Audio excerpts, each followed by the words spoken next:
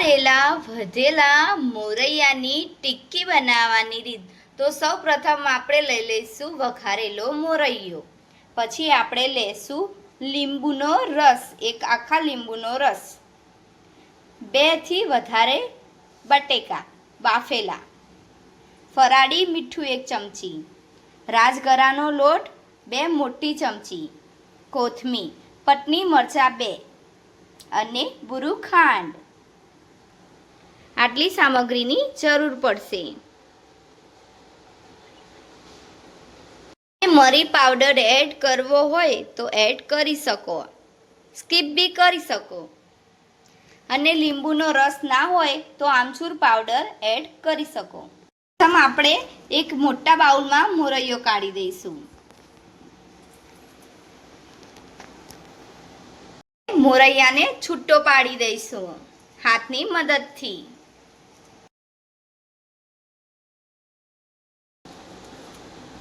ગોઠા ના રહે એવી રીતે મોરૈયાના એ રીતે સરળ રીતે હાથની મદદથી ભાગી શકો।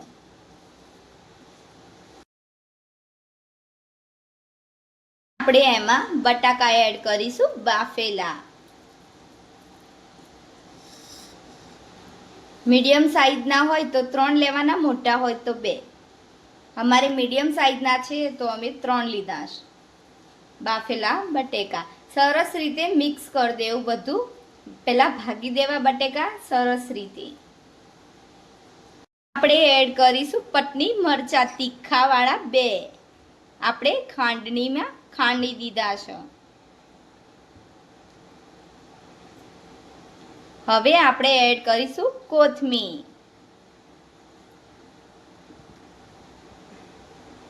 આપણે ફરાળી મીઠું એડ કરીશું સ્વાદ પ્રમાણે।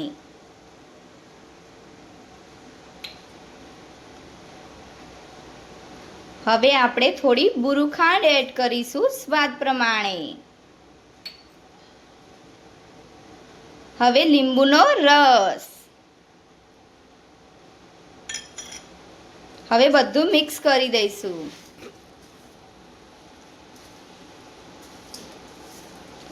હાથની મદદથી મસ્ત મિક્સ થઈ જશે।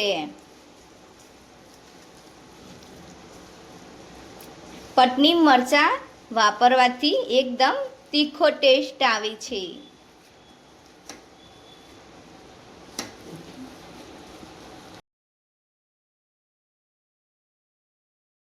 આપણે રાજગરાનો લોટ એડ કરીશું,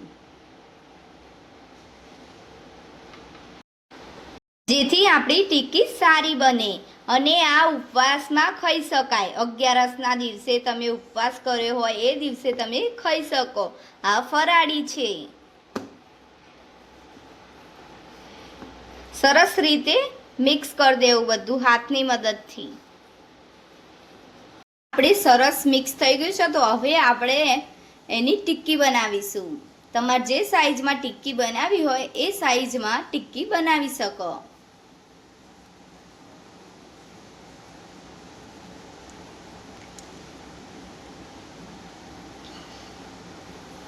હાથની મદદથી પ્રેસ કરજો।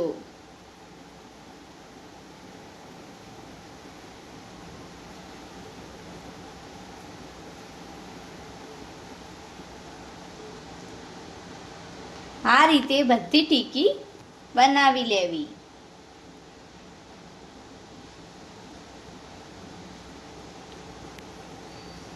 હાથની મદદથી સરળ રીતે।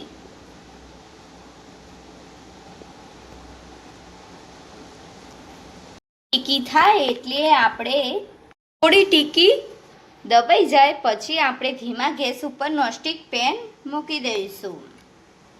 એમાં સહેજ તેલ એડ કરીશું। નોનસ્ટિક પેન જ લેજો, જેથી પલટતા ફાવે, ફાટે નહીં ટિક્કી અને સરસ બને।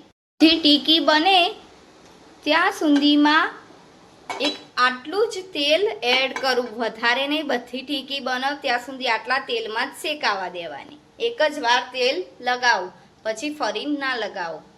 રીતે તેલ સ્પ્રેડ કરી દેવું, પછી એક એક ટિક્કી મૂકતું રહેવું। ધીમા ગેસ ઉપર કરજો.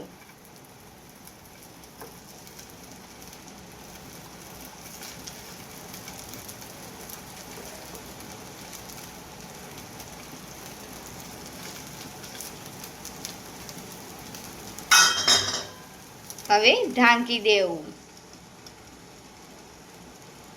2 મિનિટ સુધી ઢાંકણ ખોલશું. હવે આપણે એક એક કરીને પલટાવીશું. ટિક્કી પહેલા ચેક કરીશું નીચેથી ચડી કે નહીં. પછી આપણે બધી જોઈ લઈશું. હજુ ચડી નથી તો આપણે થોડીક વાર ઢાંકીને મૂકી દઈશું. ઢાંકવાથી મોરૈયો ઉપર ઉછળશે નહીં. આથી ટિક્કી અંદરથી શેકાય બી મસ્ત. લાલ થાય એ ચેક કરી લેવું. તો હવે આપણે ખોલીને ચેક કરીશું.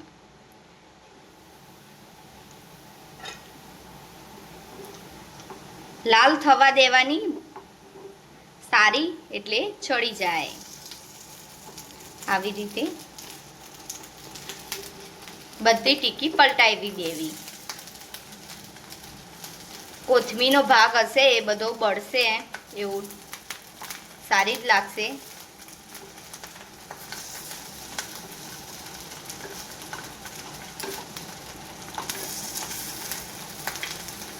હવે બીજી બાજુ ચડવા દેવું ધીમા ગેસ પર. ચેક કરીશું બીજી બાજુ. ટિક્કી આવી લાલ થવા દેજો, તેથી કાચી ના લાગે, નકર કાચી લાગશે. દેખો એકદમ સરસ આવી ચડવા દેજો. એક બાજુથી આવી અને એક બાજુથી લાલ. આપણે બધી ટિક્કી બહાર કાઢી લઈશું.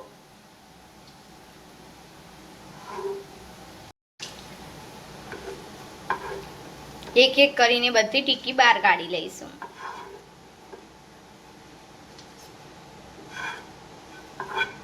જેથી કાચો પણ ના રહે. હવે બીજી ટિક્કી આપણે એડ કરીશું. આવી ટિક્કી બની છે. હવે આપણે બીજી ટિક્કી એડ કરીશું.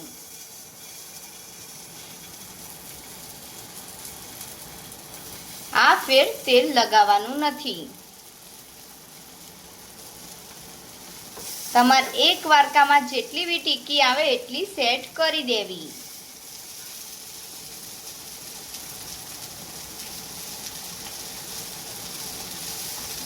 તમને પલળતા ફાવે એટલી.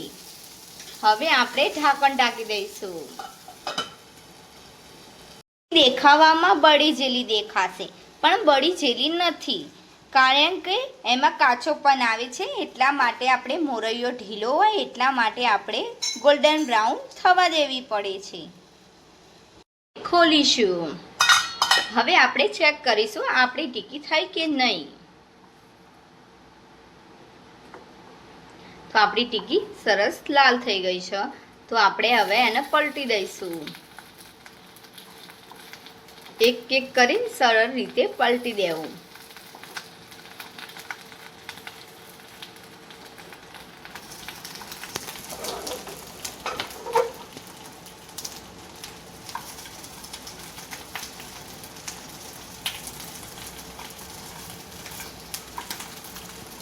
મોરૈયો ઉછળો એટલે ધ્યાન રાખજો કે બળો નહીં.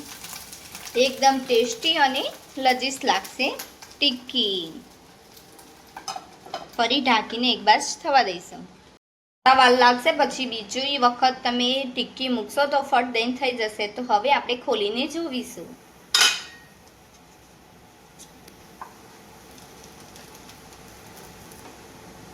થઈ ગઈ છે તો આપણે બહાર નીકાળી લઈશું. એક બાઉલમાં કાઢી દઈશું બધી ટિક્કી. તમે દેખી શકો એકદમ ટેસ્ટી ને એકદમ લજીસ. ફરાળી ટિક્કી બનાવવાની રીત. એકદમ ટેસ્ટી એકદમ લજીસ ફરાળી ટિક્કી બનાવવાની રીત. મોરૈયો વધ્યો હોય એની. એકદમ ટેસ્ટી. અમારી આ રેસીપી તમને પસંદ આવી હોય તો લાઈક શેર સબસ્ક્રાઈબ કરતા જજો. DM cooking show. અમે આ ટિક્કી દહીં સાથે ચા સાથે ખાઈ શકો અને ફરારી ચટણી સાથે બી ખાઈ શકો. ફરારી ચટણીની રેસીપી જોવી હોય તો તમે બધા કમેન્ટ કરી દો.